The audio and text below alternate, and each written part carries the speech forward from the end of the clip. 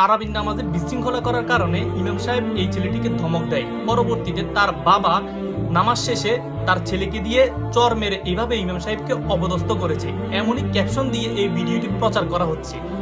আর normally ভাবে এই রমজান মাসে এই ভিডিওটি দেখার পর অনেকেই তাদের টাইমলাইনে তাদেরকে আইনের আওতায় এনে বিচারের দাবি তুলে কিন্তু ভিডিওটি শেয়ার করতেছে। এর পিছনের ঘটনা কিন্তু অনেকেরই অজানা। আপনাদের কি মনে আছে কিছুদিন আগে যে একজন বক্তা থেকে টিকটকার হয়ে গেছিল ওমর ফারুক?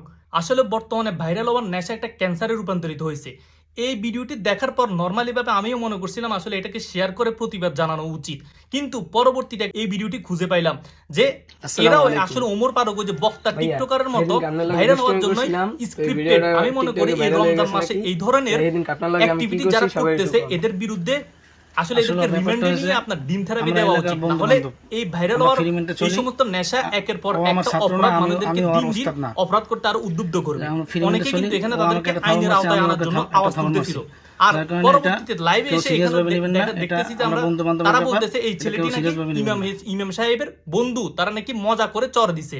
এখন এখানে দুইটা জিনিস হতে পারে, একটা হলো সত্যিকার অর্থে যদি ঘটনাটা ঘটে থাকে তাহলে প্রভাবশালী তার ওই ছেলেটির বাবা ইমাম সাহেবকে বাধ্য করছে নেক্সট ভিডিওটি বানানোর জন্য। আর যদি এমনটা না হয়, স্ক্রিপ্টেড হয়, দুইজনে প্ল্যানিং করে এই ভিডিওটি ছড়িয়েছে এবং এইরকম ক্যাপশন দিয়ে ছড়িয়েছে যে তারাবির নামাজে বিশৃঙ্খলার জন্য পরবর্তীতে ইমাম সাহেবকে নাকি চর দেওয়া হয়েছে, তাহলে আমি মনে করি প্রত্যেককে আইনের আওতায় না আসলে এদের পিছন দিয়ে ডিম থেরাপি দেওয়া উচিত।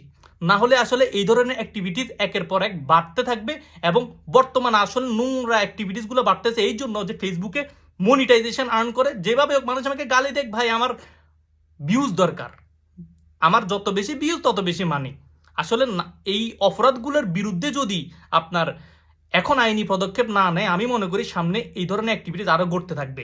আর মানুষের নীতি নৈতিকতা আসলে মূল্যবোধ তো কোন লেভেলে গিয়ে নামছে সেটা তো আসলে বলার অপেক্ষা রাখে না।